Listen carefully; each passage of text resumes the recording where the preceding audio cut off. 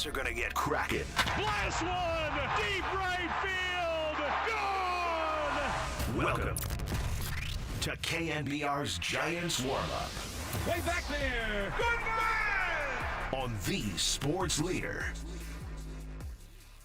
Here's the 1-0 pitch. Bailey drives one! Deep left field! And gone! Patrick Bailey! Another walk-off for him! And this time, it's a grand slam! Everybody at home plate, and Bailey touches home and gets crushed by his teammates. His jersey getting ripped off. A moment that he'll never forget against the Dodgers in a pennant race. We are back. What's going on, folks? Kerry, Crowley hanging out with you Saturday afternoon, Giants warm-up. And my goodness, what an evening at Oracle Park on Friday night. You could hear 40,000 fans in a frenzy screaming, "Beat LA," after Patrick Bailey stuns Tanner Scott and the Los Angeles Dodgers with a walk-off grand slam to add yet another epic chapter to this illustrious Giants-Dodgers rivalry. The Giants enter Saturday's ball game 75-72, a half game at the moment behind the New York Mets for the third wildcard spot in the National League. It was a race that just 3 weeks ago the Giants were completely out of. They were focused on 2026. They were focused on the future. And all of a sudden, over the last 17 games, the Giants have had the best record in Major League Baseball. The New York Mets, the team they are chasing, one of the worst. 7-12 in their last 19. The Mets collapsing as September began, and the Giants surging at the beginning of this month. And what a race this wild card effort has shaped into. I'm Kerry Crowley, your host. This afternoon, we'll be taking you up to first pitch this night from Oracle Park at 6:05 p.m. Pacific time. Giants have their ace, Logan Webb, on the hill. No one you would rather have go for the San Francisco Giants than Webb, who's set up to throw today, Saturday, September 13th, then Thursday, then Tuesday at home during the final week of the regular season. And if the Giants are still playing for something, if the Giants are still in this, come the final day of the regular season, they could have Logan Webb make 4 starts down the stretch here. Yes, he is scheduled out to throw today, Thursday, Tuesday, and then potentially the season-ending matchup against the Colorado Rockies on that Sunday, September 28th, when the Giants potentially could still be vying for a playoff berth. It sounds outlandish. It sounds outrageous to anyone who was listening to these airwaves just a few months ago when the Giants were swept at home by the Pittsburgh Pirates and New York Mets, when the Giants had nothing going for them and they turned into a seller at this year's trade deadline. Yet here they are, 75-72, 3 games over 500, very much looking for their first winning season since 2021, but very much looking for something more than that. Their first playoff berth since 2021 when they won 107 games. Obviously, the last 3 seasons did not go as planned. They failed in significant ways, and it looked like this year would materialize much the same way, that the Giants' promising start will be thrown away, flushed away, and this would be yet another disappointing season. And yet, at the end of August, just as everyone had given up on this team, just as the outside world had written the Giants off to focus more on draft picks in the future than winning games today, tomorrow, and the next, this Giants team has surged back into the playoff race. And what a run it's been over the last 3 weeks here in San Francisco. A beautiful evening at Oracle Park on Friday as Patrick Bailey hit the walk-off grand slam in the 10th, a piece of Giants history that no one will ever forget. His second walk-off home run of this season following the 3-run inside the park walk-off blast against Jordan Romano and the Philadelphia Phillies way back in July. The Giants thought that that might be a turning point in their season. Instead, they limped to the finish line at the All-Star break and absolutely fell apart headed into the trade deadline. They cannot afford to let the momentum of Friday's win over the Los Angeles Dodgers slip away. It's a Dodgers team that's still 17 games over 500. It's a Dodgers team that will bring its longtime ace, a future Hall of Famer, Clayton Kershaw, to the mound this evening at Oracle Park. Kershaw 10-2 with a 3.27 earned run average, has spent a significant portion of this season on the injured list, but nevertheless, always formidable competition, and really the best ERA of any pitcher who's thrown at Oracle Park, but the best ERA of any Giants pitcher at Oracle Park. who's made at least 40 starts. It's not Tim Lincecum. It's not Matt Cain. It's not Madison Bumgarner. Not Ryan Vogelsong or any surprising pitcher who had a real strong run at Oracle. It's Logan Webb, the man taking the ball today, 14-9, seeking win number 15 with a 3.12 earned run average, 201 strikeouts on the season, leading the National League in that category. Webb leads the NL in innings. He is the most valuable pitcher in Major League Baseball over the last 5 seasons, and he is vying to keep the Giants' playoff hopes alive, help this team keep pace with the New York Mets, and ultimately overtake New York in these National League wildcard standings that all of a sudden are at the forefront of everyone's mind here on Saturday, September 13th. 2 weeks to go in the regular season. It is remarkable that the Giants are in this position, and yet here we are, talking about meaningful baseball games in the month of September. I go back to last October when the Giants made, at the time, a seemingly very easy decision to move on from Farhan Zaidi, the president of baseball operations, and put the organization in the hands of Buster Posey. But change has never come all that easy for the ownership group that's taken control of this team in 1993 and held on to it ever since. A wide variety of control people, lead owners, majority stakeholders for the San Francisco Giants, but never really one singular owner. It's always been the ownership group that took over in 1993, and different people have come in and out of it, and Buster Posey, of course, part of that. But there's always been a lot of people with a lot at stake in this game for the San Francisco Giants. And at the moment, the franchise is being, shepherded by Greg Johnson and the Johnson family, but Buster Posey playing a significant role in the ownership group. And late last season, he says, I want the ball. I want to step up, become the president of baseball operations, and get the Giants back on track. And this thing could have gone off the rails. He had no formal experience as a front office executive. He'd been an owner for a few years, but nothing in Posey's career suggested he knew the ins and outs of minor league free agents, of combing the waiver wire. But to me, he always had something far more important than that, and that is the ability to understand who impacts the game at the highest level and how the clubhouse reacts to moves on a day-to-day basis, because Buster played the game at an elite level, a Hall of Fame caliber level, bringing the Giants to 3 World Series championships as a player.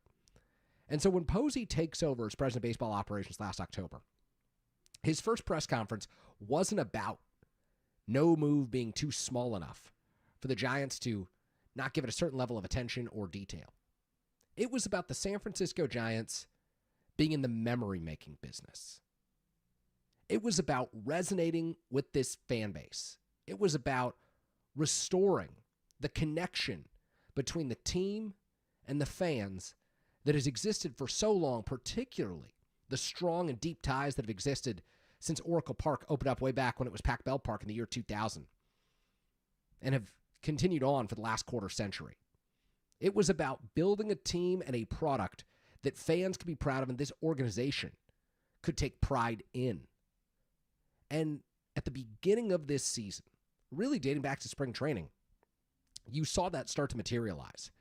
You saw some incredible moments. You saw some players rising above expectations, surging and leading this team in ways that weren't expected.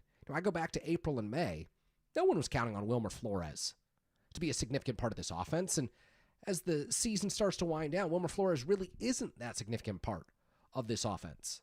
But you have to remember, in April and May, he carried this team. He carried this lineup. You have to remember that way back when, Landon Roop was pitching every 5th day and turning in outstanding performances for a team that needed as many quality starts as possible, as Justin Verlander struggled around into form, as Kyle Harrison and Hayden Birdsong flipped into that 5th spot in the rotation when Jordan Hicks fell into the bullpen.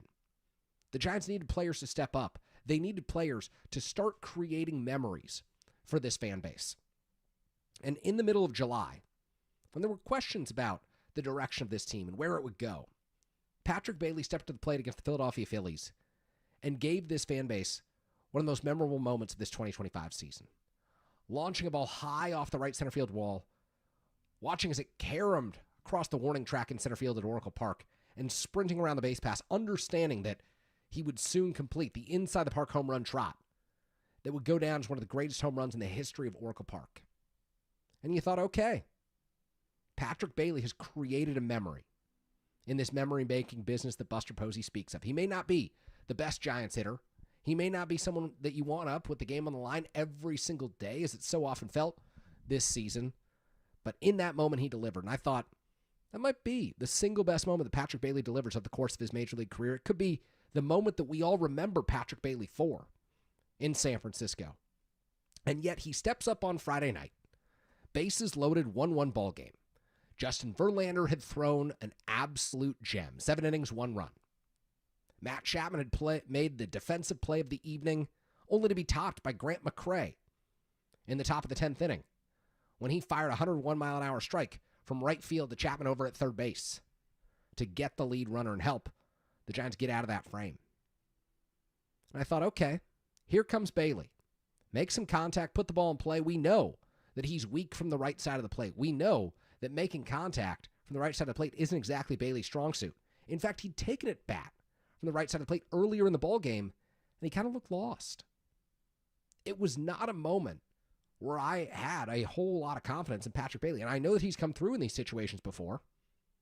He had 3 walk-off home runs, including the inside the Parker entering Friday evening, but no way, shape, or form did I think Bailey was going to step up and be the hero on Friday night in that situation. And yet Scott grooves a fastball high above the zone. Bailey goes after it, lays the barrel on it, launches into left field seats, and sends Oracle Park into pandemonium. One of the epic home runs in the history of the Giants-Dodgers rivalry, and a moment that we will not forget. Regardless of whether the Giants finish with 82, 84, 86, 88 wins, whatever the final total may be this season, Patrick Bailey has now authored not one but 2 signature moments over the course of this 2025 campaign that will go down on the highlight reel for this season, that will have made this 2025 campaign worth watching for you San Francisco Giants fans who tune in every day, for the folks who never gave up on this team, for the folks who watched what transpired at the end of June, end of July, early August, and said, you know what? Giants probably aren't making the playoffs this season, but I'm going to continue watching anyway. Patrick Bailey has made it worth your while. With 4 home runs this month, including the epic grand slam that turned Friday's game into an instant classic. He has a knack for these moments. He's had walk-offs in the past. 4 of his 21 career Major League homers have been walk-off blasts at Oracle Park. And even after his walk-off inside the Parker earlier this season against the Philadelphia Phillies, I would venture to say nothing more epic than beating the Los Angeles Dodgers. You think about the great home runs in the history of this rivalry, and nothing will top the shot heard around the world in 1951. At the Polo Grounds, Bobby Thompson, all of the energy that was seen in that moment, in the black and white footage, in the hoarse radio call that we hear, it was just a moment that really can't be topped in the Giants and Dodgers rivalry. And there have been some amazing, amazing memories made since then, but maybe none as great as what Patrick Bailey delivered on Friday evening for a crowd of 40,000 plus. A catcher hitting a walk-off grand slam, sending the Giants to a much-needed win over the rival Dodgers, announcing that they are very much for real in this National League wildcard race that they were not a part of just a few weeks ago.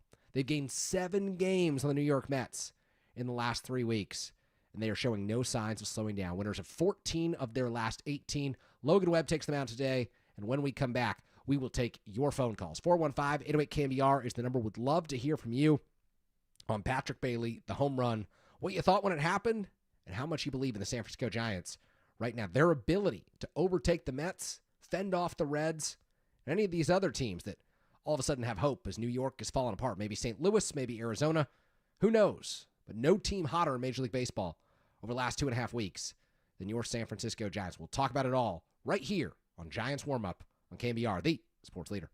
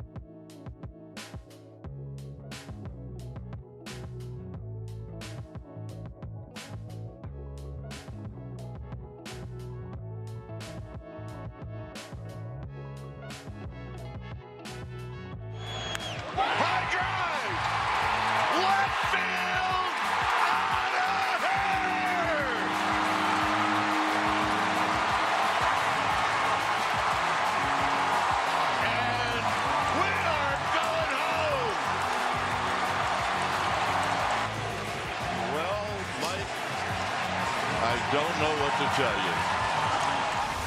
Giants fans, first pitch isn't too far away as KNBR's Giants warm-up continues on the sports leader. We are back, and I have a feeling that is a clip that will play on these airwaves for a long time to come. Patrick Bailey's epic 10th inning walk-off grand slam off Tanner Scott and the Los Angeles Dodgers lifts the Giants to a 5-1 extra inning win, lifts the Giants 3 games above 500, and lifts the Giants entering today's games a half game behind the New York Mets in the National League wildcard standings. 415-808-KNBR is the number if you'd like to relive that home run, last night's action, and tell us how much you believe in this team right now. Please do be our guest, contribute to today's program. We're going to send things out to Mike in San Francisco to kick things off. Mike in San Francisco, you're on Giants Warm Up. Mike, how are you this afternoon? Doing well, Kerry. Thanks for taking the call. Great game as a whole. I got to agree with you. The Dodgers series, it's kind of the one for us. And I was just sitting around last night thinking about that being the most wonderful experience we've had.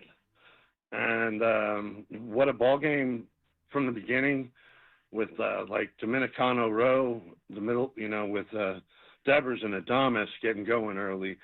And then we couldn't figure out Yamamoto, despite him tipping his pitches. Those were some moments there. Just kind of felt like we were waiting as long as we could all night, didn't it? Yeah, I mean, in many ways, it felt like that game had to go to extra innings with the incredible pitching you saw on both sides. I really thought that Yamamoto did an outstanding job for the Dodgers. I mean, Giants had a tough time hitting him after the first inning, and this, to me, was maybe Justin Verlander's crowning achievement in Giants uniform. 7 innings of one-run ball against Los Angeles to keep this team in the game.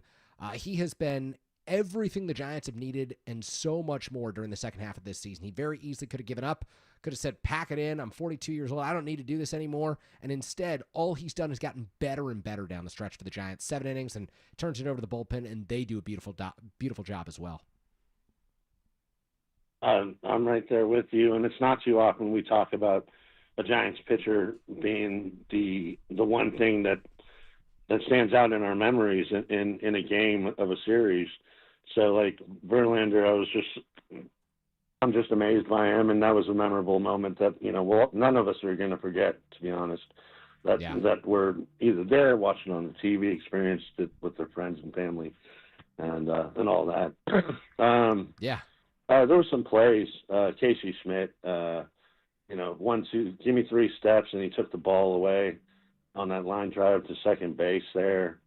Jung-Hoo Lee's at bat that we had to smile upon the good fortune of, where I felt indeed he was just waiting a little longer and a little longer and a little longer, and somehow came up with the walk. And Daly, though, what a nice little turnaround for our guy at the plate. Yeah, he's been doing it with the glove all year, and just proud of him for yesterday's performance. I don't want to take up everybody's time. No, just great contribution to the program. Thank you so much, Mike. I appreciate your thoughts. Appreciate the analysis, and I'll jump off of a few things that you said there. Let's go batting average by month for Patrick Bailey. April, 160. May, 213. June, 234. July, 229. August, 221. We're painting a picture here. For the first 5 months of the season, Patrick Bailey could not get a base hit. He was a 220 hitter at best, and a guy who gave the Giants almost no pop. The 2 home runs that he hit, one cleared the outfield wall. And yes, the epic inside-the-park home run that he launched would have been a home run in every other ballpark. We know that, but still, 2 home runs over the first 5 months of the season. It's not good enough. So again, Patrick Bailey could have let the first 5 months of the season define his campaign. He could have said, this is who I am as a Major League Baseball player. I'm going to continue bringing the glove to the ballpark every day, framing up pitches, doing my best behind the plate to win a Gold Glove, and helping out my pitchers. But I don't know that I'm going to be one of the key hitters in this lineup. And instead, he's continued to work. He's continued to get better. He's put in the work behind the scenes, both on the left side and the right side of the plate, to the point where, come September, we're only 9 games in for Patrick Bailey, 10 games in, 36 plate appearances. He's hitting .333 with a 1.058 OPS, 4 home runs, 11 runs batted in this month for Patrick Bailey. He could have let the first 5 months of this season define his year. And instead, when the Giants needed someone to step up, at a point in the season when it was make or break for this San Francisco Giants baseball team, either fold and finish under 500 or make this final playoff push, put pressure on the New York Mets, and see what happens, Patrick Bailey has stepped up in a way that no Giants fan probably would have expected. I certainly didn't expect this. Hand up. I didn't think Patrick Bailey was capable of doing what he's done over the past 2 weeks. And yet here he is, Saturday, September 13th, emerging as a force for this San Francisco Giants offense with 4 home runs last week alone. The guy has delivered in every way, shape, or form. It's exactly what this team needs. And speaking of that, what Justin Verlander has done in the second half of the season is nothing short of remarkable. Yesterday, he hits 20 years of Major League service time. Unfathomable to the modern baseball player, and specifically the modern pitcher. No one who pitches in today's era gets to 20 years, and Justin Verlander did so last night. And he does so going 7 innings of 4-hit ball against a Los Angeles Dodgers team that's got Shohei Ohtani, Mookie Betts, and Freddie Freeman in its lineup. And I know that the Dodgers kind of hit a wall offensively. I know that it's not the same group that you've seen the past few years in terms of their offensive capabilities. But it's September. Big-time pitchers step up and make big-time pitches, and Justin Verlander has done it.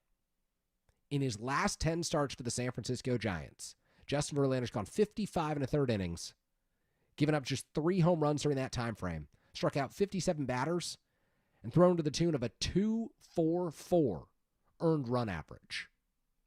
Again, this is someone who could have let what happened in the first months of his season define this year. Justin Verlander showed up in San Francisco with 262 career wins, chasing the 300 milestone. And because of all the no decisions, the hard luck losses that he'll take this year, even if he pitches 2-3 more seasons, which who might have put it past him at this point? He probably won't get there because he's still sitting on just 3 wins, 26 starts into this campaign. It's unfortunate for Verlander, but he has not let it deter him in any way, shape, or form. In his last 3 outings for the San Francisco Giants, from 5 scoreless innings against the Baltimore Orioles, 121 pitches, 10 strikeouts. 6 scoreless innings against the St. Louis Cardinals, 6 strikeouts. And 7 innings of 1-run ball against the Los Angeles Dodgers, 105 pitches, and the Giants needed all of them. At a point in time when this pitching staff has broken down, Landon Roop is on the injured list. Hayden Birdsong down in AAA, can't throw strikes. Carson Whisenhunt on the injured list. Carson Seymour ineffective in many of his starts.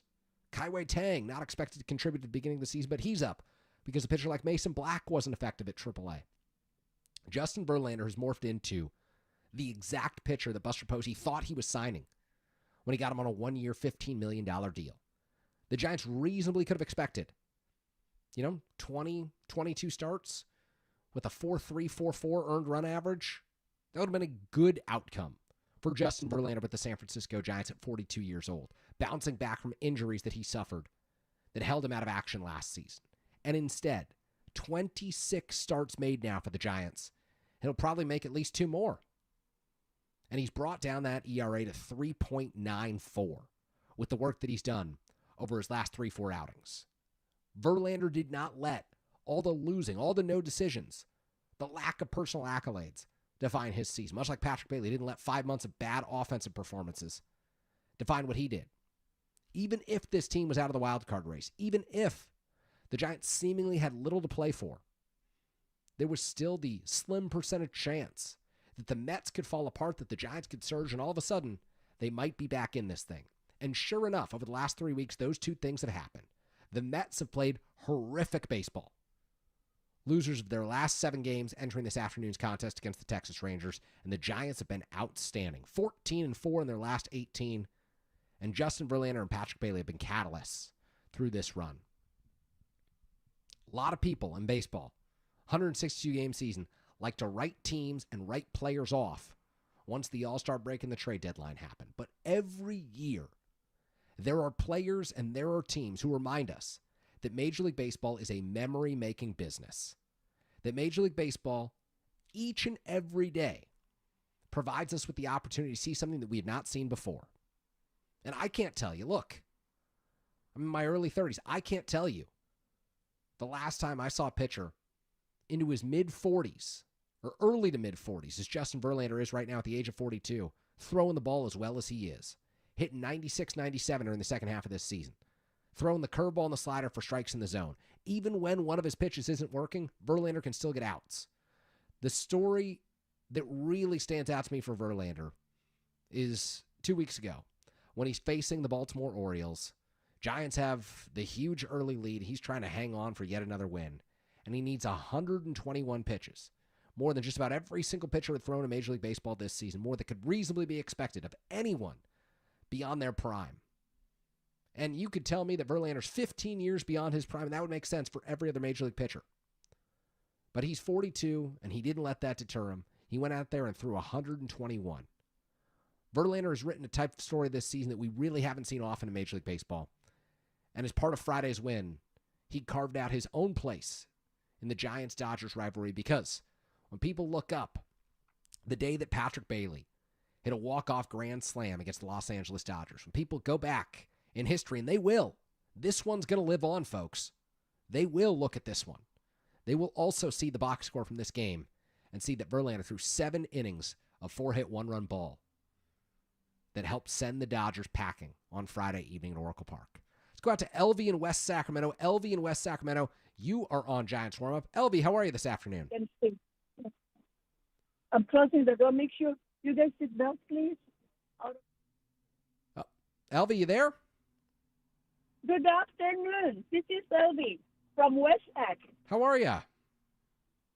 Well, I'm excited. I'm being happy, and so I've been repeating and watching the video of that Grand Slam. I'm telling you, let me tell you what happened.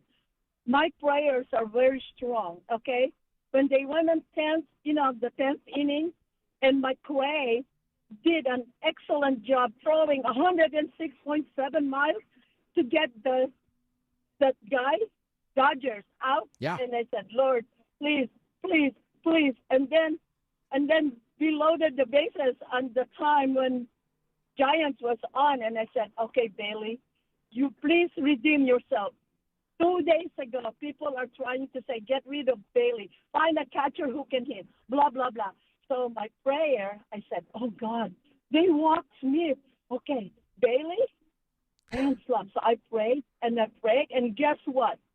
On the second hit, I saw it, and I said, hallelujah. Why do you want to get rid of that guy? He did a whole, the walk-off in Phillies. Phillies, are you kidding me? And then now we get the Grand Slam against the Dodgers, son of a gun. Isn't it incredible? I will never forget it. Yeah. So that's all I can say. Truly an unforgettable moment. LV, thank you so much for the call. Appreciate your thoughts and your contribution to the program. And yeah, I think a lot of people would have said the Giants need a hope, a prayer, maybe even a miracle to get back in this National League wildcard race. And somehow they've done it just 3 weeks ago. 7 games behind the New York Mets. They were left for dead. Nothing suggested this Giants team that had fallen apart, that had traded guys away at the deadline, was capable of a run like this. And yet here they are. Sitting here on Saturday, September 13th, scoreboard watching, looking out at what's going on in Queens between the Rangers and the Mets, what's going on in Cincinnati, where the Reds continue to play and make up ground in the wild card race. And yesterday was a good day for the San Francisco Giants. The Padres lost, the Mets lost, the Reds lost, the Diamondbacks lost, the Cardinals lost. Everyone who was relevant to the San Francisco Giants lost. And they won in epic fashion. A 5-1 victory, a walk-off grand slam. When we come back, we'll take a look at scores around Major League Baseball this afternoon. First pitch this evening out at Oracle Park, 6:05 p.m. Pacific time. We've got a dandy for you here on KNBR. Clayton Kershaw of the Dodgers, I'm sure you've heard of him before, goes against Logan Webb of the San Francisco Giants. When we come back, more of your phone calls as well. 415-808-KNBR is the number. You're listening to The Sports Leader.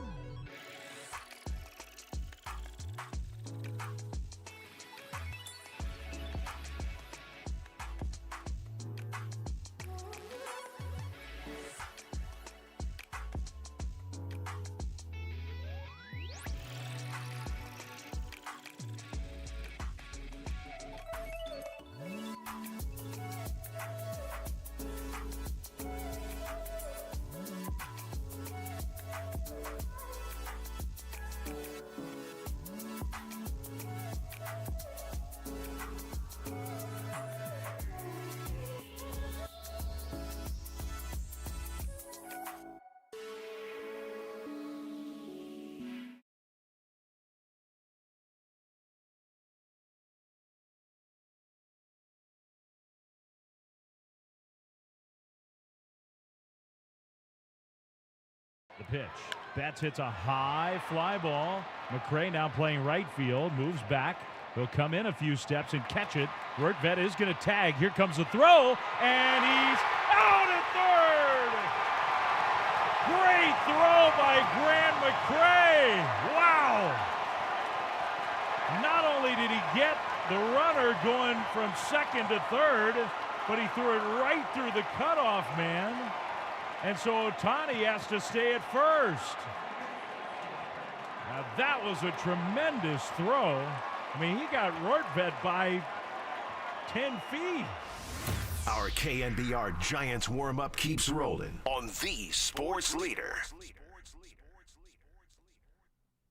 We are back. Kerry Crowley rolling with you Saturday afternoon, getting you set for Giants baseball on the radio. You heard one of the highlights, one of the many highlights from Friday evening's ball game, a 101-mile-an-hour throw from Grant McRae in right field on the money to Matt Chapman at third base.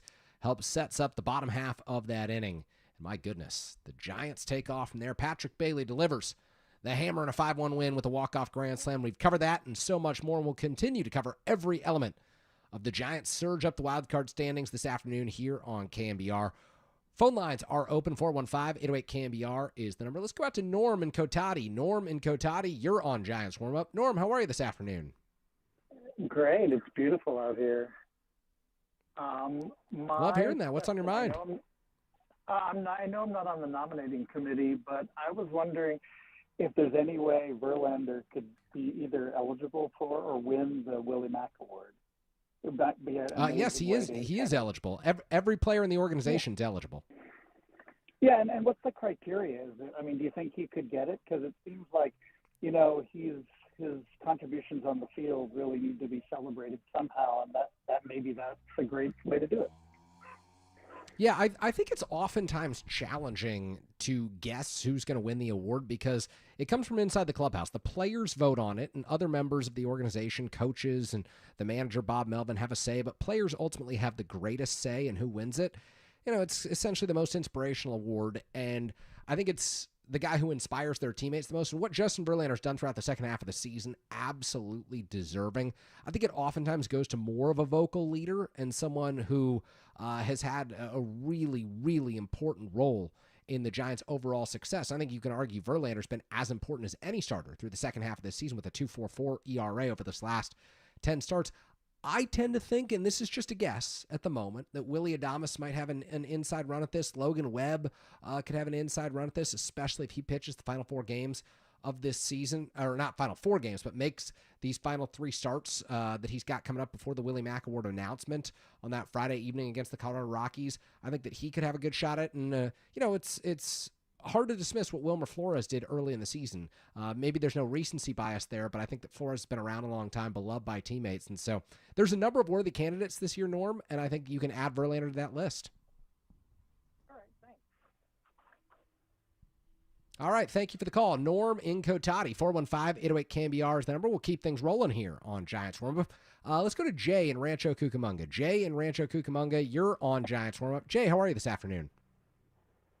I'm great, Kerry. How are you? Doing well on my end. A lot to talk about today, so that's always enjoyable. What's going on with you? Well, first of all, being that I'm here in a transplant in Southern California, the only reason I moved down here, I love the area. I'm a big peak climber and have a lot of mountains to climb. But I'm also lonely Giants and Warriors, not so much Niners because there's a lot of Niner fans here, but obviously I was listening to the game last night. Everybody in my condo area all knows, from the Bay Area, and they see where my Giants. But like this Justin Verlander story is just amazing. When the Giants do beat the Dodgers, and I'm hoping to go to the game next weekend down here, but when the Giants beat the Dodgers, I always like to switch over to their Dodger talk, and they do a good job, but like they're kind of panicking because they were like, if you would have told me that they were even in contention for the playoffs, he's on your cousin's station. He said, I'll go in a kayak in the Covey Cove.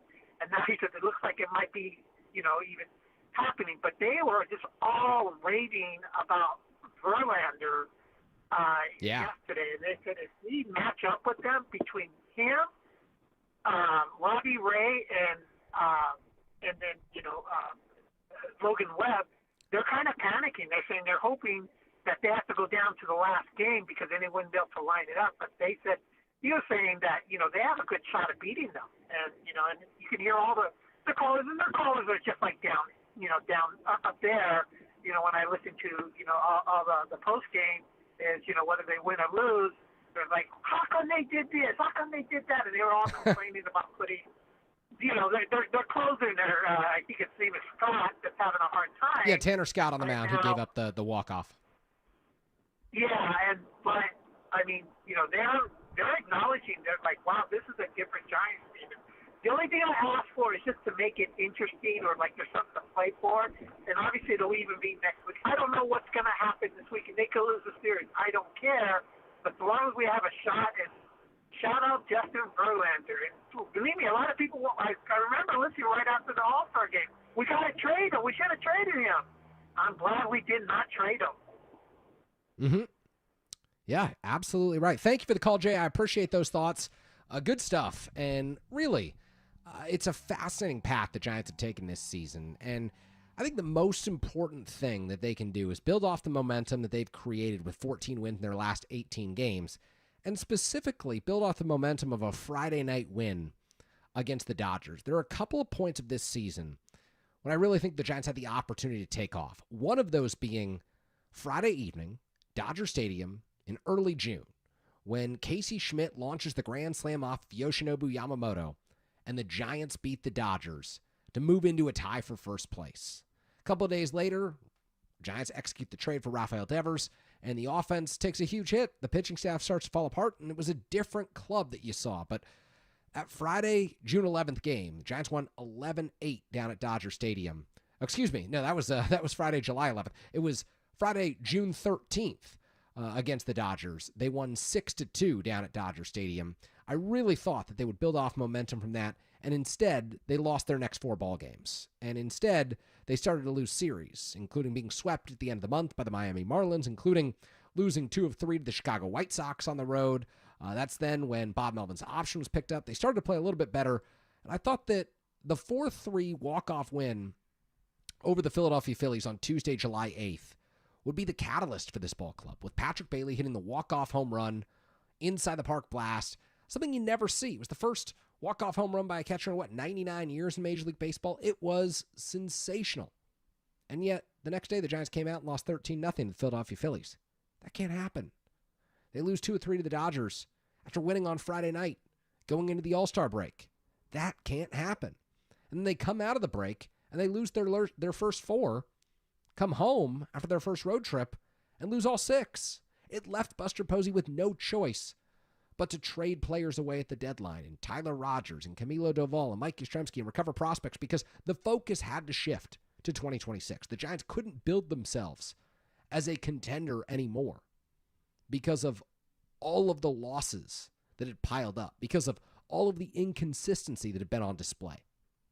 But I give Bob Melvin, the manager, and these Giants players, specifically the leaders, and Willie Adames, Logan Webb, and Verlander, and Rafael Devers, credit, because they very easily, after all of the miscues, all of the failures, all of the injuries, could have given up and said, you know what, focus shifts to 2026. Instead, the Giants have played out their schedule as hard as they possibly can. And in Milwaukee against the Brewers, the weekend of August 23rd, Giants go in there. They've been beaten up. 3 consecutive losses in San Diego against the Padres. It sealed their just ineptitude against San Diego this season. Losers of 10 of 13 games against a second-place team in the National League West. They go to Milwaukee. They lose on Friday night, and I'm starting to think this could be a tailspin. This could be the streak that the Giants go on that ultimately gets Bob Melvin fired. And instead, they play some of the most inspired baseball I'd seen in weeks. They win their final 2 in Milwaukee, come home, sweep the Cubs, who, by the way, at the end of August, when the Cubs were swept, they hadn't been swept in a 3-game set all season. That was the first time the Cubs had failed to win at least 1 game of a 3-game set this year. Giants take 2 of 3 from the Orioles, including 2 in blowout fashion, sweep the Rockies, and in the month of September, they've played really good baseball. The question is, can they build upon the momentum that they've generated? Can they take Friday's walk-off and prove that it wasn't a fluke, prove that they can finally be consistent, and prove that they belong in this wild card race that they find themselves back in because of the Mets' ineptitude, because of the Mets' failures? I think that is the big question moving forward for the San Francisco Giants. You've got 2 more against the Dodgers this weekend at Oracle Park. You've got to win at least one of them. You've got 3 in Arizona, and that's going to be a tough series because you've lined up your pitching, Verlander, Webb, and Ray, to face LA.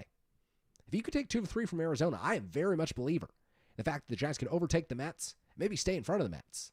But then it's 4 in LA, 3 at home against the Cardinals, and you wrap up the season with 3 against the Colorado Rockies. You want any hope of making the postseason, you got to take all 3 against the Rockies. It's got to be a 5-1 homestand at the end of this season. Rockies will be sitting around 115, 120 losses at that point. Yeah, you've got to win those games. But until you get to that point, you've got to beat the teams that are in front of you on the schedule. The Giants have 6 more against the Los Angeles Dodgers team that's 17 over 500, even after losing on Friday night at Oracle Park.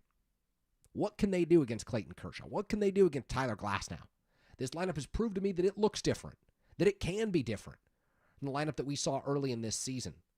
But how consistent can it be for the latter half of September? We sit here on Saturday, September 13th. Possibilities abound for this Giants ball club that just a few weeks ago was out of the playoff race and shifting its focus to 2026. And there were all sorts of questions about Bob Melvin's future and when we might see Bryce Eldridge. Instead, 3 weeks later, we sit here.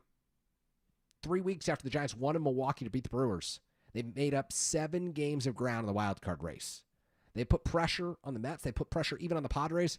They put pressure on the Reds, the Diamondbacks, the Cardinals, every team that's still in this thing to play their best baseball because the Giants are peaking. And there's nothing more dangerous in September than a team that's peaking. On the other side, we'll give you scores from around Major League Baseball. We will also continue to take your phone calls, 808 KNBR is the number. Reliving an epic Friday evening at Oracle Park and seeing what Saturday has in store with Logan Webb on the mound against Clayton Kershaw. Two marquee pitching matchups on the way for the rest of the series. It's Robbie Ray against Tyler Glasnow on Sunday. You're listening. Giants warm-up right here on KNBR, the sports leader.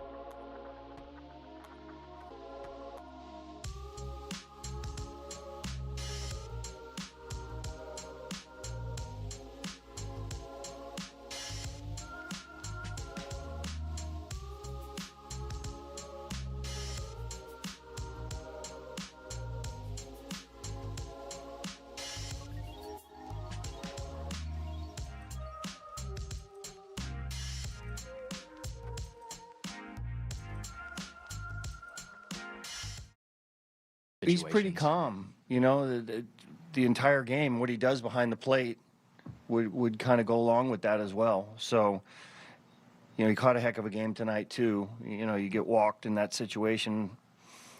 You're trying to get a ball in the air. He knows he's probably going to try to elevate. And at times, you know, he's been under the ball all year. A little bit more of a high ball hitter right-handed, but I think his intent was to try to get something in the air and know that if it's up at the top of the zone, I got to stay on top of it. That's exactly what happened. Welcome back to our KNBR Giants warm-up on the Sports Leader. We are back. Beautiful Saturday afternoon in the City by Bay. It is going to be a fantastic evening out at Oracle Park as the Giants get set to take on the Dodgers. Patrick Bailey back in the lineup tonight. Bob Melvin with a nice description, the piece of hitting you saw in the 10th inning there. As soon as Tanner Scott went above the letters, that is a dangerous place to go with a runner on third base and less than 2 outs when the runner on third represents the game-winning run. Because contact oftentimes means ball in the air. And I know that the Dodgers outfielders have good arms. We saw Andy Pajas throw out Grant McCray at the plate in the prior inning. But you want to stay low. You want to throw the breaking ball to a hitter who earlier in the game had showed that he really struggled against the breaking ball from the right side of the plate. And Bailey, throughout his major league career, has not hit all that well from the right side of the plate. Heck, from either side of the plate, save for the last 10, 11 games or so when he's been on an absolute tear, hitting .333 with an OPS over 1,000. But as soon as Bailey made contact, you knew the game was over. It was just a matter of where the ball was going to land. And yeah, that ball's caught in left field, sacrifice fly. Ball hits off the outfield wall, game winner. You take it. But the fact that the ball landed in the left field stands makes it one of the more epic home runs in the history of the Giants-Dodgers rivalry. A walk-off grand slam at Oracle Park. Incredible evening for Patrick Bailey. The Giants are in the memory-making business. Buster Posey declared it when he took over last October, and Patrick Bailey has followed through with 2 epic memories this season out at Oracle with a couple of walk-offs. One an inside the Parker and one a grand slam to beat the Dodgers. I'm Kerry Crowley. The show is Giants Warm-Up. We were rolling with you until the start of tonight's Giants ball game. We've got pregame at 5:05, first pitch at 6:05. We're going to head out to the phone lines. 415-808-KNBR is the number. Ralph in Arizona. Ralph in Arizona, you're on the line. Ralph, how's it going this afternoon? Great. It's beautiful out here in Arizona. We've been having a heat wave over 110 degrees, but now it's like in the low 90s, which is pretty good. So I'm doing great out here with my female lab, just enjoying retirement. And I just wanted to talk about youth enthusiasm that the Giants got with Drew Gilbert. So having played baseball my whole life and being a diehard Giants fan, went to my first game in 1964, Marichal, Mays, McCovey, Hart, I mean, all the great players, McCovey, oh gosh. Anyway, so I grew up a Giants fan through the losing years and the winning years. And I noticed playing baseball that when a younger player comes on your team and you're like in your 40s and this 18-year-old comes in and gives you all this energy, you reminisce about when you were young playing like he was, and it makes you play better. It really does. I mean, Drew Gilbert Drew Gilbert was the shot in the arm that Buster Posey got. Devers, he got. What a shot in the arm those two guys made to this team. Unbelievable. I'm in second heaven here. I think you speak for a lot of Giants fans. I think you really do, Ralph, in saying, I mean, look, so many things happen over the course of a season that you can't predict how everyone's going to react to a specific transaction, a specific call-up. The Giants couldn't have known that Drew Gilbert was going to be the clubhouse force, the dugout force that he's been since coming up from the minor leagues. But I have to say, on a team full of veteran players, guys who've been here and done that, and Chapman and Adames and Rafael Devers and Logan Webb, Robbie Ray, these guys have been around. Justin Verlander certainly been around. Drew Gilbert is exactly what this team needs. He keeps things light. He keeps things fun. And the Giants are playing loose right now, huh? Really loose. But the brains of the whole operation, you have to give it to Buster Posey. A major league player for all the years that he had. And he knows, like when I used to have tryouts for my baseball teams, I knew who could play and who couldn't. You could tell. Mm-hmm. And being at that level, you know a AAA player from a major league player at Buster Posey's level. Oh my God, the Giants are in such good position for a number of years here. Yeah, it's well said. Thank you for the call, Ralph. I appreciate your thoughts, and stay cool down there in Arizona. And really, I just want to touch on this for a moment. We'll continue the phone calls, but Ralph's call got me thinking about Buster Posey's record and his resume to date. Obviously, if you're Buster Posey, you really want to go to the playoffs right now. You were focused on turning the final 2 weeks in this season in the most impressive, important, and compelling 2 weeks they could possibly be, so that you can overtake the Mets and do some damage here. Get to October and see what happens, because the Giants have been a franchise that's gotten to October and has seen what happened, and more often than not, in the last 20 years when they've been there, they've done their damage. But I think you also have to look at the body of work that he's compiled as the president of baseball operations. Signing Willy Adames to a 7-year, $182 million deal, and Adames looked like that contract was going to be underwater for the first 2 months of the season, and since about the middle of June, he's been the best shortstop in baseball. Closing in on 30 home runs, a remarkable season, carrying the Giants club for several weeks at a time. The signing of Justin Verlander, 1 year, $15 million for first 2.5 months of this season, looked like a failure. Justin Verlander looked like, the game had passed him by a little bit, like he was no longer as effective as he once was. And you get here to Friday night, September 12th, young pitchers are nowhere to be found. Hayden Birdsong can't throw strikes. He's down in the minors. Kyle Harrison had to be traded. He was no longer as effective as the Giants thought he might be when he's coming up the farm system. Carson Wisnant on the IL. Landon Roop on the IL. And what's Justin Verlander doing? Throwing 105 pitches, 7 innings of one-run ball, doing exactly what you would expect of a pitcher of his caliber.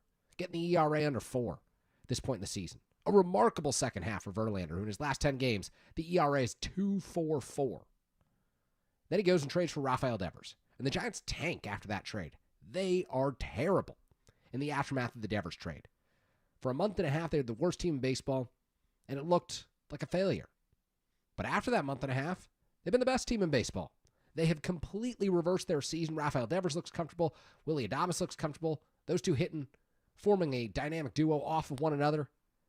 The 3 biggest moves that Posey has made have been significant and important moves that have positioned the Giants to at least make this run here in September and potentially to capitalize on a Mets team that has fallen apart over the last week. Now, we'll see what happens today in Queens at Citi Field against the Rangers, and we'll keep you updated on that shortly. But my goodness, the Giants are in this position because of 3 of the biggest moves that Posey made to upgrade this roster. 415-808 KNBR is the number. Let's go to Alex in San Francisco. Alex in San Francisco, you are on Giants Warm-Up. Alex, how are you? Kerry, I'm doing fantastic. I was ready to give up on this team maybe even like 2 weeks ago, let alone 3. So the fact that it's the middle of September and they're playing meaningful baseball is pretty remarkable. But in that thought, I really have thought about this a lot recently, that if we want to see the best 9 hitters that the Giants could put into a lineup, don't they have to at least consider getting Bryce Eldridge onto this roster for the last 2 weeks of the season? In this organization, would he not be considered one of the 9 best hitters that you can put into the lineup and make this lineup even scarier than it right now is acting like? Yeah, I mean, with the placement of Dominic Smith on the IL today, I think you could have made the case that Eldridge comes up and instead they activate Gerard Encarnacion from the IL. I think you look at Eldridge's body of the work this season and he's hitting the ball extraordinarily hard. 24 home runs across 2 levels, 377 at-bats, a 260 average, and 839 OPS. I'm not convinced that Eldridge is definitely part of that 9 right now, but if Encarnacion doesn't give them an immediate spark over the next 2-3 games in his first 10-12 at-bats, I wouldn't close out the idea of Eldridge coming up, because I think that you look at the other options on this roster, the other options in the minor leagues, the one guy who I kind of think of as the Giants may have him prioritized in the order is Jesus Rodriguez, who was acquired that Camilo Doval trade from the New York Yankees, just because the Giants are so left-handed at times, and obviously Dom Smith's injury and Gerard Encarnacion's placement on this roster makes them a little bit more right-handed, but I could envision a world in which Rodriguez is the pick and not Eldridge, just because the Giants want to preserve, as much value in Eldridge and as much confidence in Eldridge as possible before throwing him into the midst of a playoff race. Yeah, and I mean, in September, Rodriguez is 13 for 30 in AAA, but he hasn't hit any homers, whereas Bryce has still been delivering the power. He's 11 for 39 in September for the River Cats with a homer, 4 doubles. He's obviously struck out, I think it's 13 times, but he's drawn 4 walks. Like, you could see some of the development there. And again, we know what the pure power can be. Even honestly, if he's not somebody you are starting, is that not somebody who feels like you obviously don't want to ruin the kid's confidence in some ways, but like if you're thinking about this organization and putting the best team out there for right now, him as a bench bat being a potential power changing player feels like something that they have to at least be thinking about for 2 weeks here, because it really would make them so much more dynamic all up and down the roster if he's an option for them, frankly. Well, I think what you just said to me is kind of the biggest key, and that is if Eldridge is a bench bat, then I could see this absolutely playing into the Giants' favor and making them a much more complete roster down the stretch here. Because, look, you've got Encarnacion out in right field tonight. You're not going to have him out in right field in the 9th inning. Like, you can't have someone who has proven to be a defensive liability out there playing critical defensive innings against the Dodgers if you're tied or leading or the game's within a run.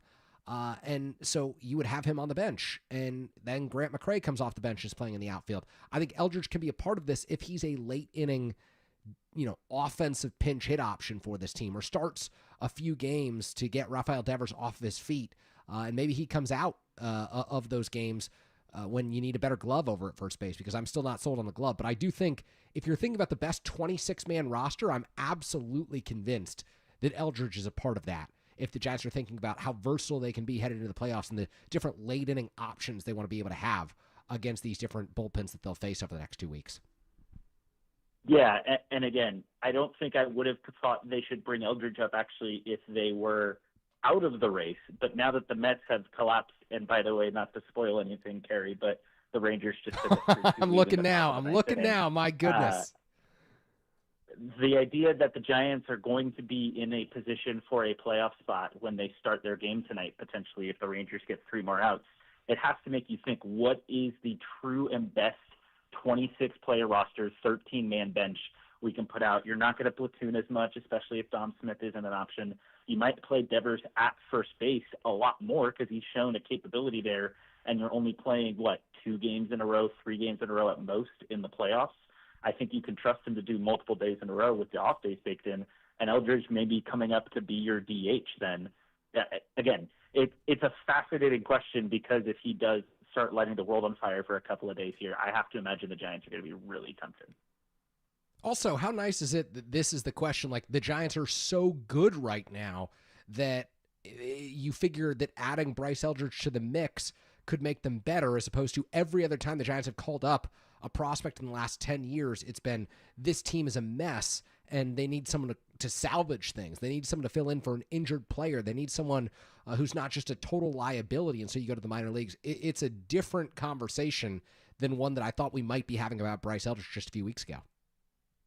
Yeah, I think the one caveat that they've ever had was that Luis Matos was hitting the world up when he got his initial call-up back in 23, but that also happened because they got super injured at the big league level in a way that it was kind of it met the moment.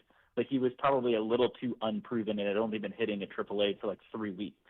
This has obviously been a much longer season. Eldridge has hit in AAA for a lot more.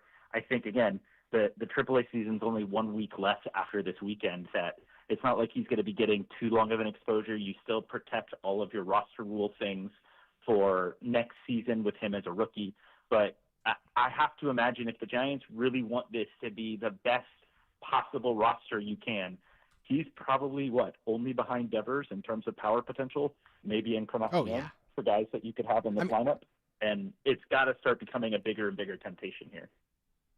Absolutely. No, it's a great call. Great thoughts. Alex, thank you so much for your contribution this afternoon. Thank you, Kerry. All right. Alex in San Francisco. Alex in San Francisco with a good call there. 415-808-KNBR is the number. Would love to hear from you if you have any thoughts on the San Francisco Giants, this late season surge, and what they do from here. But Alex just hinted at it. The Texas Rangers, who were down 2-0 all afternoon, coming to the 8th inning. They score 2. Coming to the 9th inning, they score 1. They hold a 3-2 lead as Phil Maton's on for the save there against the New York Mets. The Mets could fall a half game behind the San Francisco Giants or fall into a tie with the San Francisco Giants if they lose this game, setting up the Giants to potentially overtake them as soon as this evening. My goodness, what a race this has become. And my goodness, what a collapse the Mets are in the midst of. They've got Francisco Lindor, Juan Soto, and Pete Alonso due up this inning, so things certainly not over just yet. We'll get to scores around Major League Baseball on the other side. We will definitely keep you updated on what's happening in Queens between Bruce Bochy's Texas Rangers and the New York Mets when we come back right here on KNBR, the sports leader.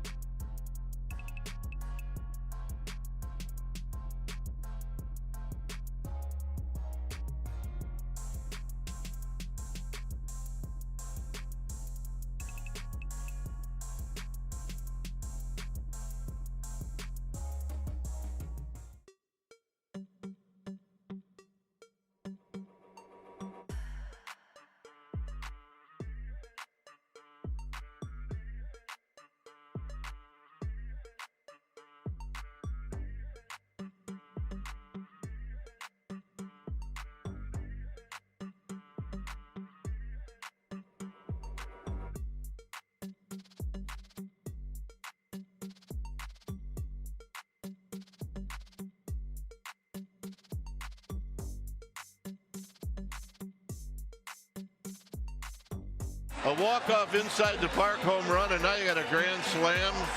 I don't know. This one against the Dodgers has got to feel pretty doggone good. Yeah, man, that's awesome. Just so thankful for this opportunity, and the guys have been playing so well. Man, it's just been a lot of fun. We're getting you in the mood for a crazy crab sandwich, some garlic fries, a cha-cha bowl, and some orange and black baseball. KNBR's Giants warm-up keeps rolling on the sports leader. We are back here on Giants Warm-Up. Kerry Crowley rolling with you until first pitch this evening. Coming your way, 6:05 p.m. Pacific Time. Logan Webb will throw it for the Giants. He's opposed by a pitcher you may have heard of before. Clayton Kershaw goes for the Los Angeles Dodgers. Another chapter written in this epic rivalry on Friday evening, and Patrick Bailey, the one to author it. Buster Posey says the Giants are in the memory-making business, and this season, well, this team has been inconsistent, maddening, frustrating, even angering at times. This team has also been compelling as heck over the last 3 weeks, and Patrick Bailey making certain that Friday evening's matchup at Oracle Park will not be forgotten anytime soon. Time to go out and take a look at scores around Major League Baseball this afternoon. Bottom of the ninth inning at Fenway Park, where the New York Yankees hold a 5-3 lead over the Boston Red Sox. David Bednar on to try and close things out for the Yanks. Bottom of the fourth inning in Philadelphia, where Mike Yastrzemski's Kansas City Royals hold a 4-3 lead over the Philadelphia Phillies. Phillies, my pick right now to come out of the National League. They're 28 over 500, 88-60. It's a really good team. Even after losing Zach Wheeler, I think their lineup's deep enough to hit in October, and I think their pitching staff can withstand the loss of Wheeler. Top of the fifth inning in Cleveland, where the Guardians still hanging around that AL wildcard race. They hold a 2-1 lead over the Chicago White Sox. Messick on the mound right now for the White Sox, for Cleveland, facing Curtis Meade at the moment. End of the first inning in Minnesota, Target Field, where the Twins and the Diamondbacks are scoreless. Twins picked up a hit in the bottom half of that frame. D-backs still looking to get in the hit column. Middle of the first inning right now at Truist Park in Atlanta, where the Astros and the Braves are tied 0-0. Jurickson Profar, Matt Olson, and Ronald Acuna Jr. due up for Atlanta. Astros very much in the mix in the American League. They're 80-68. That Giants sweep in Houston the first week of the regular season, really looking big, considering they beat some really good pitchers in that series, including Framber Valdez, who's had a good year, will become a free agent this offseason. Number of games going on around Major League Baseball this evening to tell you about. Milwaukee Brewers, first team to 90 wins in Major League Baseball. They are 90-58 right now. We'll send the Miz, Jacob Mizorowski, to the Hill this evening in Milwaukee. And he's up against Sonny Gray of the St. Louis Cardinals. 13-8, 4.45 earned run average for Gray, who I believe becomes a free agent this offseason. He could be a veteran fit for the San Francisco Giants when they think about next year. But again, we do a lot of thinking about next year in August. That's not what September appears to be for this surging ball club. Padres play host to the Colorado Rockies this evening, 5:40 p.m. Pacific Time. First pitch, it's Dylan Cease going for San Diego. Cease 7-11 with a 4.71 earned run average against Bradley Blaylock in that one. 1-4 with an 8.62 earned run average for Blaylock. Rockies 41-107, 18-55 on the road. My goodness, those are comic book numbers there for Colorado. The Mariners 80-68 as well. Same record as the Houston Astros in that AL West. Matching up this evening at T-Mobile Park up in Seattle against the Angels, who are 10 games under 500 at 69-79. Ferris goes for Los Angeles, and Brian Wu, Alameda's own, 13-7 with a 3.02 earned run average, will go for Seattle. Really one of my favorite stories. Brian Wu pitched down at Cal Poly to little or no fanfare. I mean, the guy had like a 5 ERA, got hurt at Cal Poly, was an 8th-round draft pick, and has just turned into a sterling starting pitcher with the Seattle Mariners. Cincinnati Reds on the road this week in Sacramento against the A's. They'll send Hunter Green, their ace, to the hill against Luis Severino, who has not had a good time pitching at Sutter Health Park, the home of the AAA Sacramento River Cats and the temporary home of John Fisher's Sacramento A's at the moment. Green 6-4 with a 2.59 ERA. Severino 6-11 with a 4.67 ERA after signing the biggest free agent contract in A's history this offseason. The Reds very much a factor in the NL wildcard race, 74-73, 34-39 on the road, and anytime Hunter Green pitches, it's a game that Cincinnati has got to have. The Tampa Bay Rays won 5-4 this afternoon over the Chicago Cubs.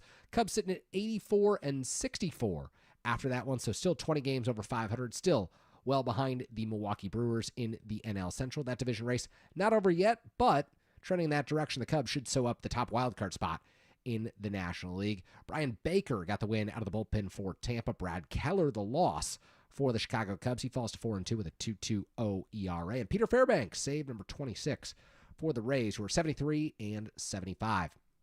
Toronto Blue Jays, top seed in the American League right now, pick up a 5-4 victory over the Baltimore Orioles today. Fisher gets the win. He's now 6-0 with a 2.91 ERA out of that Toronto bullpen. And Yenier Cano with a loss. He falls to 3-7 with a 5.09 earned run average. The Orioles 10 games under 500, not a factor in the AL East, but the Blue Jays 86 and 62, the best record in the American League at the moment, trying to stave off the Detroit Tigers in that regard as well.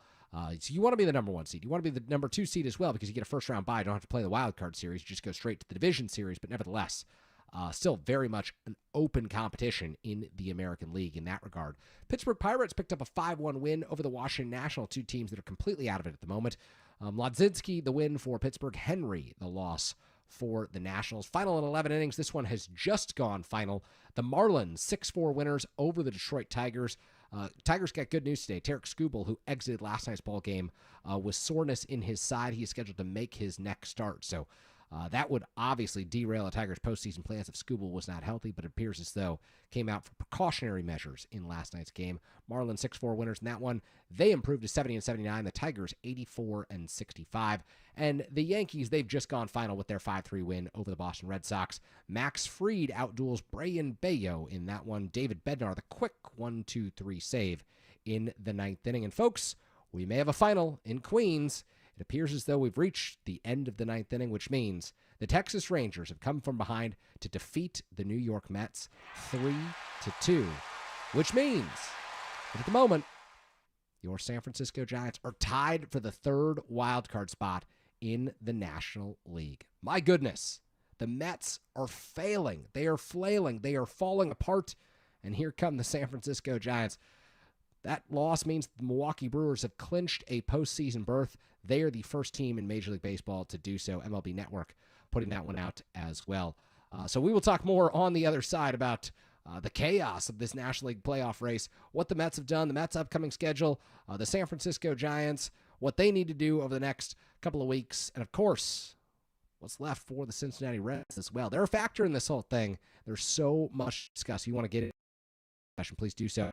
On the other side, I'm Kerry Crowley. You're listening to KNBR, the sports leader.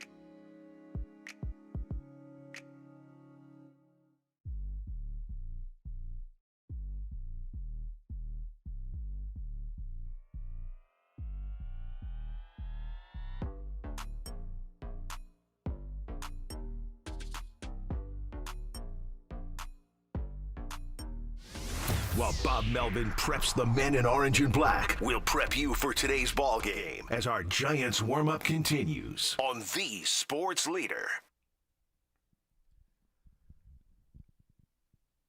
We are back on Giants warm-up. Kerry, Crowley rolling with you until the start of our Giants pregame show, 5:05. Giants first pitch coming your way at 6:05. Logan Webb will throw it. Clayton Kershaw opposes him. And folks, this just became the biggest game of the season for the San Francisco Giants. Why? The New York Mets, who held a 2-0 lead after 7 innings today, send Tyler Rogers to the mound. Familiar face to San Francisco Giants fans. He promptly gives up 2 for the Mets. Rangers tie it. They take the lead in the 9th inning, and the Rangers win 3-2 over the Mets in Queens. That means, yes, the New York Mets have lost 8 consecutive ball games. Bruce Bochy's Texas Rangers, led by Jock Peterson late at the plate, overcome Tyler Rogers and that Mets bullpen to pick up the win. You can't script a comeback like this. The Mets are falling apart. The Giants are surging, and with a win tonight, they could take over the third wildcard spot in the National League. Their playoff hopes, their playoff percentage, their odds were down to about 2% just 2 weeks ago. Surging today, they were at 33% according to Baseball Reference, and with a win tonight, I'd have to imagine they're up to 45-50. I mean, this is a team that has come out of nowhere and is authoring a pretty remarkable script featuring some amazing memories, including Patrick Bailey's walk-off grand slam over the Dodgers on Friday evening at Oracle Park. What a day, what a weekend, what a beautiful afternoon in San Francisco. Just a sunny, sparkling day in our city by the bay. So let's give you the lineups for tonight's ballgame. Here's how Dave Roberts will set things up for the Dodgers. Shohei Ohtani, the designated hitter, sitting on 48 home runs, 92 runs driven in, 18 stolen bases, not taking nearly as many chances on the base pass this year after the 50-50 season in 24. 279 average and a 1,000 OPS, even on the mark, and the MVP favorite for the Los Angeles Dodgers. Mookie Betts, the shortstop for Los Angeles, 18 homers, 74 runs driven in, 8 stolen bases. He's been ripping the cover off the ball of late after a very slow start to the season. 258 average and a 733 OPS for Betts. That number had actually dipped under 700 just a couple of weeks ago. Freddie Freeman, the all-star first baseman, will hit third today for the Dodgers. 20 home runs, 79 driven in on the year for Freeman. Plays a great first base defensively. 5 stolen bases, a 291 average. That number has come down significantly in recent weeks. An 854 OPS. A man that Giants fans have bad memories of in the cleanup spot tonight. Max Muncy over at third base for Los Angeles. 17 home runs, 64 RBIs, 4 stolen bases, 253 average, but an 866 OPS. Muncy always able to pack quite a punch at the plate, especially at Oracle Park. Teoscar Hernandez, you can beat him on defense, but at the plate, he's money. 24 home runs, 81 RBIs this season for Hernandez. 5 stolen bases, 241 average, and a 730 OPS. Most of those numbers inflated by the home runs that he's hit this year. Michael Conforto in the 6th spot in the order for Dave Roberts. He's out in left field. Former Giant hit a home run in last night's ball game off of Justin Verlander. He's got 11 on the season, 2 of which come at Oracle Park as a member of the Dodgers. 30 runs driven in, 1 stolen base, just a 193 average and a 628 OPS for Conforto, who's really dragged down the Dodgers this year, but has somehow played well against the Giants. Andy Pajes in center field saved the night temporarily for LA last night with the strike to the plate to get Grant McCray coming home from third base on the shallow fly ball from Wilmer Flores. Pajes hitting 7th, 24 homers, 80 runs batted in, 13 stolen bases, 271 average, and a 768 OPS. Miguel Rojas in the 8th spot in the order for the Dodgers. 6 homers, 22 runs batted in, 3 stolen bases, 262 average, and a 711 OPS for Miguel Rojas. And rounding out the batting order for the Dodgers, it's Ben Rortvedt, the catcher, with Will Smith on the injured list at the moment. Rortvedt hits from the left side. No homers, 6 RBI on the season. No stolen base, a 138 average, and a 388 OPS. Here's how Bob Melvin will counter for the San Francisco Giants this evening. Elliot Ramos leads things off. He's playing left field. 17 home runs on the season. Giants would love to see that number get to 20. 61 RBIs for Ramos. 6 stolen bases, a 263 average, and a 733 OPS. That number's come down significantly after his all-star campaign a season ago, but he's still been solid. Top of the order, especially against lefties, and the Giants will face one in Clayton Kershaw tonight. Rafael Devers, who has a penchant for big moments against big pitchers. He is in the 2 spot tonight, playing first base with Dominic Smith being placed on the injured list earlier this afternoon. 31 home runs for Devers, 16 of which have come in a Giants uniform since the trade that happened when the Giants were at Dodger Stadium back in June. 102 runs batted in for Devers, 33 of which have come in a Giants uniform, 1 stolen base, a .260 average, and an .864 OPS. I said 33. It's 43 RBIs in a Giants uniform for Devers. Willie Adames in the third spot tonight. Had the big double to bring in Devers in the first inning in last night's ball game. Man in the shortstop position, sitting at 28 home runs. Giants looking for their first 30 home run man since 2004 in Barry Bonds. 81 runs driven in, 9 stolen bases for Adames this year, a .229 average and a .749 OPS. Both of those numbers up significantly since about the middle of June when the Giants gave Adames an off day in Colorado. They followed that with an off day, and ever since then, he's been the best shortstop in Major League Baseball. Matt Chapman, the cleanup man tonight for San Francisco, plays third base. Over at the hot corner, 21 home runs. Chapman, of course, had that suspension that he'd earned in Colorado dropped yesterday.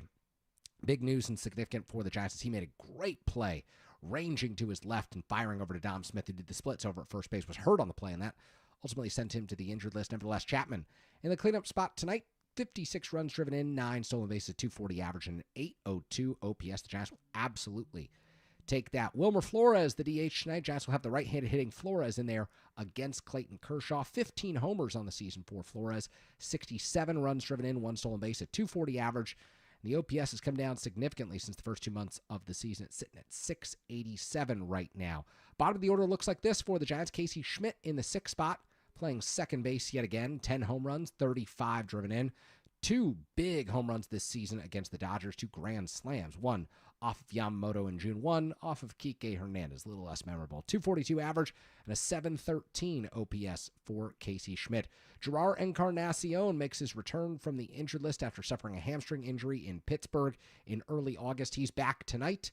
He has 2 home runs on the year. Both of those came in back-to-back games in Pittsburgh. 2 runs driven in. Brought him himself both times. 1 stolen base, 167 average, 567 OPS for a man who has not been able to stay healthy this year for the Giants. Luis Matos out in center field, which means Jung-Hoo Lee has the night off. Giants going with the right-handed hitting outfield against Clayton Kershaw, which means that Grant McCray also on the bench alongside Lee. 8 homers this year for Matos, 21 runs driven in, 4 stolen bases, a .219 average, and a .687 OPS for the center fielder. And the 9th place hitter for the Giants, you look at the numbers, you look at the average, the OPS, you think, it's just basically a glorified pitcher in the 9th spot. Not so for Patrick Bailey. The homer on Friday evening sends the Giants home happy. A walk-off grand slam to beat the Dodgers. An epic, epic blast for Bailey, who's had a penchant for coming up big in those situations. 21 Major League home runs in Bailey's career, 4 of which are walk-off blasts. 1 in 23, 1 in 24, and 2 this year. The switch-hitting catcher will bat from the right side, where he hasn't had a lot of success, but he did so last night with a grand slam off Tanner Scott. He's got 6 homers this season, 4 of which have come this month. 50 runs driven in, 1 stolen base, a .220 average, and a .601 OPS. More about the pitching matchup this evening. Clayton Kershaw on the year, 10-2 with a .327 earned run average. Future Hall of Famer has been phenomenal when healthy over the last few years, but again, it's been staying off the injured list that's been the trick for Clayton Kershaw. He's healthy, ready to go tonight, and he has always tormented the Giants at Oracle Park. The lowest career ERA of any pitcher with a minimum of 20 starts at Oracle.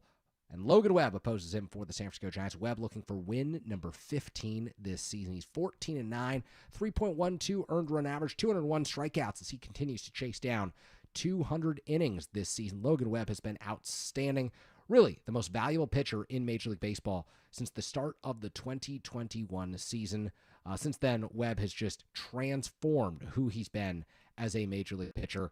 Leads Major League Baseball with 184 2/3 innings coming into tonight's ballgame. Leads Major League Baseball with 30 starts on the season. Also leads the National League with 201 strikeouts. The most batters faced, 764. A FIP, fielding independent pitching, of 2.64. That's better than his 3.12 ERA, which suggests that Webb, yes, has had some tough luck. He finished 6th in Cy Young voting a year ago in 2024. He finished 2nd in Cy Young voting in 23 when he had a 216 inning season that led Major League Baseball to the tune of a .325 earned run average. And this year, I think right now, Logan Webb, with 3 or 4 strong starts to close the season, could finish the year out again surpassing 200 innings. He would do so for the 3rd consecutive season, and again in the Cy Young voting range. Paul Skeens, in all likelihood, will win it in the National League. Christopher Sanchez has had an outstanding campaign for the Philadelphia Phillies. I would list him 2nd at the moment, but Logan Webb, he's 3rd on my ballot right now.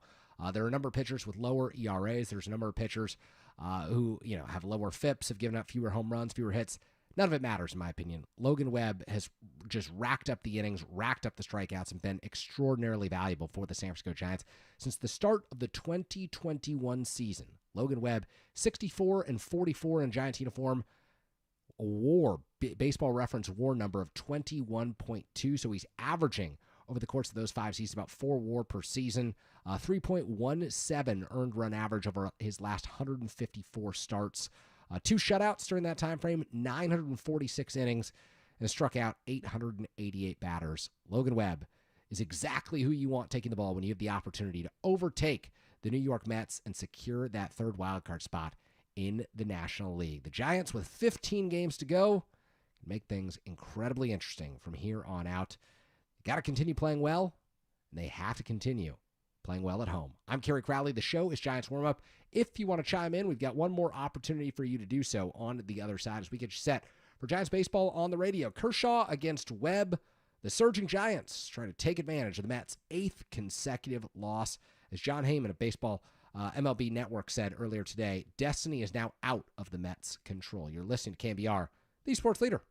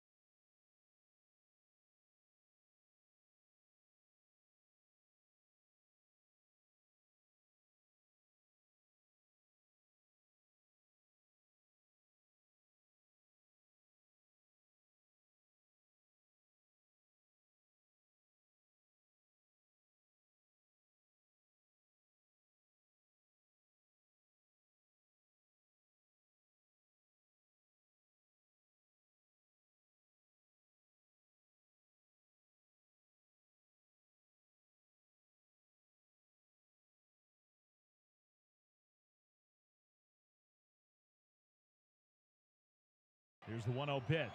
Bailey drives one, deep left field, and gone! Patrick Bailey! Another walk-off for him, and this time it's a grand slam! Everybody at home plate, and Bailey touches home and gets crushed by his teammates. His jersey getting ripped off. It's almost time for hot dogs, peanuts, cold beers, and orange and black baseball. Our Giants warm-up rolls on the sports leader. We are back. Kerry Crowley hanging out with you. Giants warm-up, getting you ready for Giants baseball on the radio. First pitch this evening, 6:05 p.m. Pacific time. Logan Webb will throw it. Clayton Kershaw opposes him for the Dodgers, and much is on the line. If the Giants win this evening, they will assume sole possession of third place in this National League wildcard hunt, which means they would, if the season ended tonight following a win, be a playoff team. Now, a lot has to happen over the final 2 weeks of this season. Giants have to finish a full game ahead of the New York Mets because the Mets hold a tiebreaker against the San Francisco Giants by virtue of winning the season series. But the New York Mets are in absolute freefall.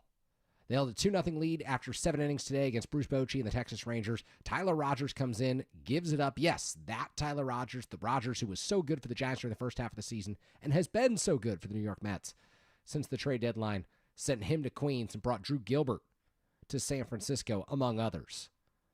He gives up 2. The Mets give up 1 more in the 9th, and Bruce Bochy's Texas Rangers hang on for the 3-2 victory. So, the San Francisco Giants playing with the opportunity that none of us thought would be possible. Admit it. No one thought the Giants would be back in the playoff race. It has taken a couple of incredible developments for this to be the case. The Giants, of course, have had to surge, winners of 14 of their last 18 ball games. The Mets have had to fall apart, losers of their last 8, but that is exactly what has happened. So, it's not just the San Francisco Giants in the playoff race. The Cincinnati Reds are very much still alive at 74 and 73, and don't count out the Arizona Diamondbacks, who are 73 and 75. But folks, we saw them this week at Oracle Park. That is a talented baseball team. I would not count them out just yet. A plus 18 run differential on the season. They're expected. Wins loss total would be 4 games over 500. I think that at this moment in time, with the way the Mets are playing, this is anyone's race. With the way the Giants have played over their last 18 ball games, this is their race to be had. But there are 15 left in the season. The Giants have not been consistent at any stretch or at this point. It is one of the streakiest teams that manager Bob Melvin has ever seen in his 2 decades of managing the major leagues. From the Mariners, the Diamondbacks, the A's, the Padres, the Giants now. And this is a huge, huge opportunity. The Giants have their pitching lined up. It's Logan Webb tonight against Clayton Kershaw. It's Robbie Ray tomorrow against Tyler Glasnow. Justin Verlander deserves a ton of credit for the gem that he threw last night. Sensational work. 7 innings of 1-run ball, giving up the solo shot to Michael Conforto. The bullpen did outstanding work as well. But it doesn't stop there. The Giants must continue pushing forward. They must continue building upon the momentum that they've created. And they must continue hitting the baseball extremely hard and extremely well. It's what they've done over the past several weeks. Rafael Devers has been the catalyst for this offense. Willie Adames has been outstanding. Matt Chapman, since coming off of the IL for the second stint, has been great. And now it is on these players to lead the charge moving forward for the San Francisco Giants. So let's take a quick look at the way that the Giants set things up for tonight's ball game against Clayton Kershaw and company. Logan Webb is going to need a lot of ground balls this evening because he's got an outfield of Elliot Ramos in left, Luis Matos in center, and Gerard Encarnacion in right. Bob Melvin has gone with all of his right-handed hitters against Clayton Kershaw. This is almost a throwback to the Gabe Kapler era when offensive platoon splits were prioritized ahead of defense. But to beat Clayton Kershaw, you've got to load up your lineup with right-handed hitters. That's exactly what the Giants have done here. And so you hope that Ohtani, Betts, Freeman, Muncy, Teoscar Hernandez don't hit the outfield gaps, but the Giants taking a bit of a gamble in the early innings at least. They can substitute Jung-Hoo Lee. They can substitute Grant McCray. We saw how effective McCray can be on defense in the late innings of Friday's ball game. But again, a lot has to happen to go the Giants' way, and Webb has to keep the ball on the ground this evening. They'll face Tyler Glasnow tomorrow. Robbie Ray opposes him. I've already mentioned that. with that, let's take another quick spin around Major League Baseball, looking at the scores around the league this afternoon.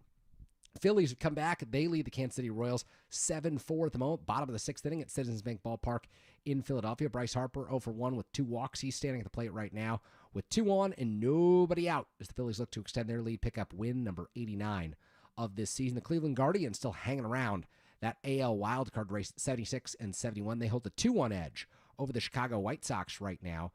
Gilbert on the mound for the Guardians at the moment. For the White Sox at the moment, as Cleveland has David Fry at the plate. Top of the third inning at Target Field in Minnesota, where Marin's own Joe Ryan is on the hill against the Arizona Diamondbacks. 0-0 ball game there. Ryan threw 2 2/3 innings of no runs allowed, but Gabriel Moreno did just hit a double in that ball game for the D-backs. Top of the third inning in Atlanta, Truist Park, where the Astros are out to a 4-0 lead. Bryce Elder on the mound for the Braves. The Astros sitting at 80 and 68, tied atop the AL West with the Seattle Mariners at the moment. A couple of finals to tell you about from this afternoon's ball games. Tampa Bay Rays defeated the Chicago Cubs 5-4. Brian Baker got the win out of the bullpen. Brad Keller gave it up late for Chicago. And Peter Fairbanks saved number 26. Anthony Rizzo inducted to the Cubs Hall of Fame this afternoon. And then watched the game from the left field bleachers. What an experience for Anthony Rizzo. Always good in Chicago. The Blue Jays winners 5-4 over the Baltimore Orioles. Blue Jays hanging on to the number 1 spot in the American League right now with 86 wins. Fisher the win out of the bullpen. Yenier Cano takes the loss for the Orioles. Pirates won 5-1 over the Washington Nationals in our nation's capital. The Miami Marlins won 6-4 over the Detroit Tigers. That one in extra innings this afternoon. Tigers trying to stay on the heels of the Blue Jays for the number 1 overall seed in the AL playoff race. They have 84 wins right now compared to Toronto's 86. Yankees still in that race as well. They win 5-3 over the Boston Red Sox today. Max Fried, win number 17. What a signing he's been. $218 million for the New York Yankees. 17-5 with a 3.03 earned run average. Brayan Bello takes the loss.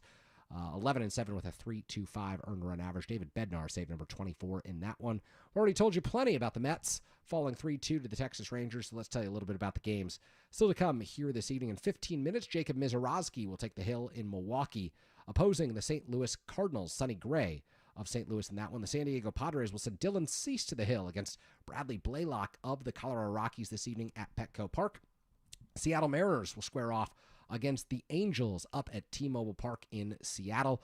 Brian Wu goes for the Mariners, with Ferris going for the Angels in that one. And one game later on this evening in hot and sunny Sacramento, the A's will take on Cincinnati Reds, and everyone in San Francisco will be paying close attention to that one. 7:05 first pitch up at Sutter Health Park. It's Luis Severino opposed by Hunter Green in that ball game. So, with all of that being said, our Giants warm-up has concluded. Our Giants pregame show is on the way. We'll have all the bells and whistles for you. I want to thank everyone who contributed to today's program and dialed in. We will have another show for you tomorrow morning, 10 to noon. We got Giants warm-up with first pitch coming your way at 1 p.m. Please do stay tuned this evening and tomorrow afternoon after today's ball games. Bill Lasky has put together some great lineups for you for extra innings. You can call in, chime in on a Giants team that is suddenly thrust back into the spotlight in the National League, in no small part because of Patrick Bailey's epic walk-off grand slam on Friday evening. Giants have more magic in store. We'll find out. First pitch coming your way in just a little over an hour right here on KNBR, the sports leader.